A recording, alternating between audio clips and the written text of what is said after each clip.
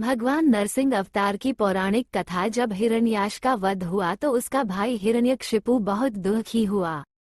वह भगवान का घोर विरोधी बन गया। उसने अजेय बनने की भावना से कठोर तप किया। तप का फल उसे देवता, मनुष्य या पशु आदि से न मरने के वरदान के रूप में मिला। वरदान पाकर तो वह मानो अजेय हो गया। हिरण्यकशिपु का शासन बहुत कठोर था। देव दानव सभी उसके चरणों की वंदना में रत रहते थे।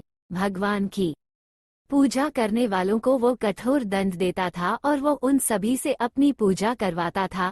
उसके शासन से सब लोक और लोकपाल घबरा गए।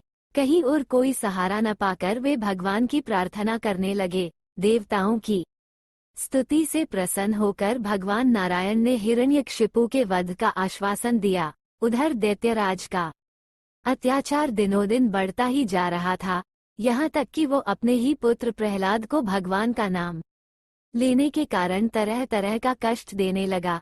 प्रहलाद बचपन से ही खेल कूद छोड़कर भगवान के ध्यान में तन्मय हो जाया करता था। वो भगवान का परम भक्त था।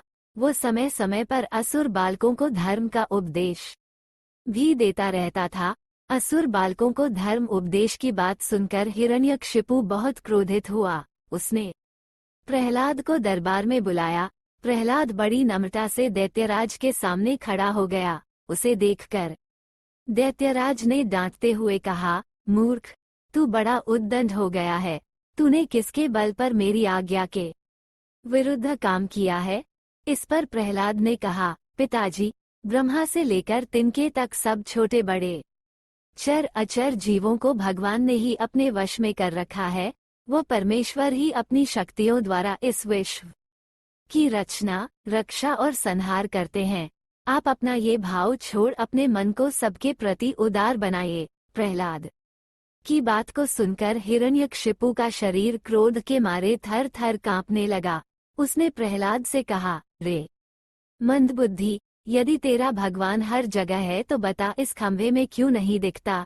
ये कहकर क्रोध से तमतमाया हुआ वो स्वयं तलवार लेकर सिंहासन से कूद पड़ा। उसने बड़े जोर से उस खंभे को एक घूंसा मारा। उसी समय उस खंभे के भीतर से नरसिंह भगवान प्रकट हुए। उनका आधा शरीर सिंह का और आधा मनुष्य के रूप में था।